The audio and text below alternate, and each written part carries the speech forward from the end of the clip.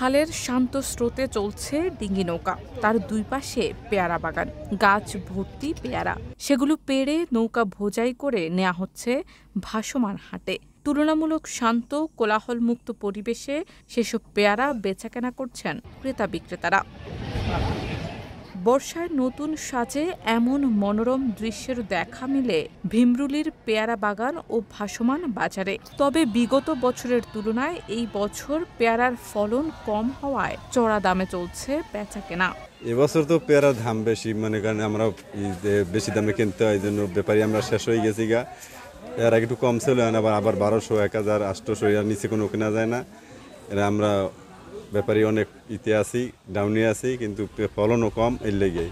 আর একটু কিনতে আছি শান্তিতে, যে ওই ঢোলবাদ্যগুলো বাজতেছে না, বাজনা বাজনার জন্য বক্সের জন্য খুব শান্তিতে আছি।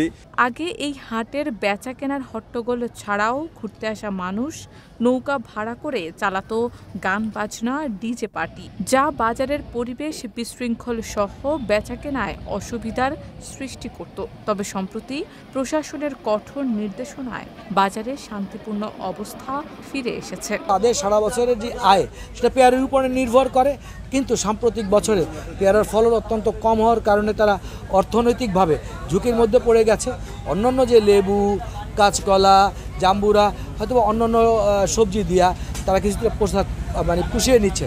তো আমার প্রত্যাশা থাকবে পেয়ারার বাগানের আগামী দিনে অর্থনৈতিক সমৃদ্ধি করার জন্য এখানে স্থানীয়ভাবে জেলি ফ্যাক্টরি বা পেয়ারাকে থাইল্যান্ডে যেভাবে শুকায়া বা পেঁপে শুকায়া যেমন বিক্রি করে, এরকম প্রসেস করা এবং কৃষি বিভাগ বা অধিদপ্তর এই কাজগুলো করলে আমাদের এই অঞ্চলের মানুষের জীবনযাত্রার মান পরিবর্তন হবে বলে আমি বিশ্বাস করি। পর্যটক আছে বহুত, বাইরে থেকে যারা দূরে পর্যটক তারা আসে, বসে এবং সুন্দর পরিবেশে এখানে চলাফেরা করতেছে, ভালো লাগতেছে।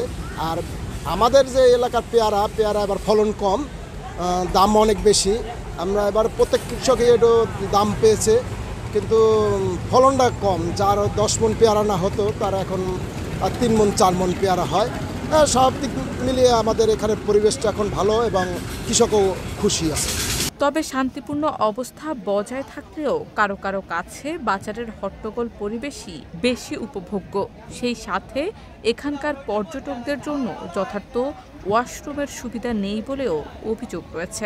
আগের থেকে আমাদের বর্তমান পেয়ারা বাজারটা খুবই শান্তশিষ্টভাবে চলতেছে। প্রশাসনের একটি নির্দেশনা দিয়েছিল তারা, যার জন্য এখন আমাদের পেয়ারা বাগানে আগে সব যে তাদের 7টা নির্দেশনা ছিল, পেয়ারা বাজারে বড় কোনো ট্রলার নেওয়া যাবে না, সানবক্স নেওয়া যাবে না, যার জন্য আজকে প্রশাসন কালকে কঠোর ভূমিকা পালন করছে। যার ফলে আজকে শান্তশিষ্টভাবে আমাদের এখানে কোনো সাউন্ড সিস্টেম ওরকম বড় নাই, বড় ট্রলার নাই, যার জন্য আগে নৌকা ডুবে যেত ভিড় জাপটার জন্য, এখন সেইটা সুশৃঙ্খলভাবে চলতেছে।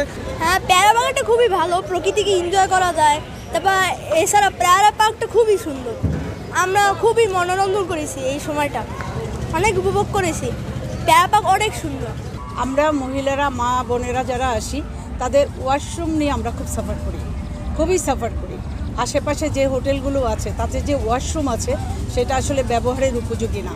এখানে কর্তৃপক্ষের দৃষ্টি আকর্ষণ করা উচিত ছিল, বা তাদের দৃষ্টি দেওয়া উচিত। বিশেষ করে যদি রাস্তার পাশে কোনো মানুষকে চাকরি দিয়েও যদি ওয়াশরুম তৈরি করা যেত, খুব ভালো হতো। আগে পরিবেশ খুবই খারাপ ছিল, ঘোলাটে ছিল। এখন এই উলফাট পোলাপানো আড্ডা জায়গা কম হয়, এখন পরিবেশটা খুবই ভালো। পর্যটকদের কথা মাথায় রেখে বাজারের পরিবেশ সুস্থ সুন্দর রাখতে বেশ কিছু নির্দেশনা দিয়ে কঠোর আদেশ দিয়েছে ঝালকাঠির প্রশাসন। নির্দেশনা জারি করে সেসব নজরদারিতেও রেখেছে। দেশের বিভিন্ন জায়গা থেকে ইভেন কি বিদেশি পর্যটকরা এর সৌন্দর্য উপভোগ করার জন্য আসে। এটা বছরের খুব অল্প সময় এই সৌন্দর্যটা পর্যটকরা উপভোগ করতে পারে। ওই সময় প্রচুর পর্যটকদের ভিড় থাকে, এবং ভিড় থাকার কারণে কিছু কারণে পর্যটকদের বিভিন্ন রকম সমস্যার সম্মুখীন তারা হয়ে থাকে।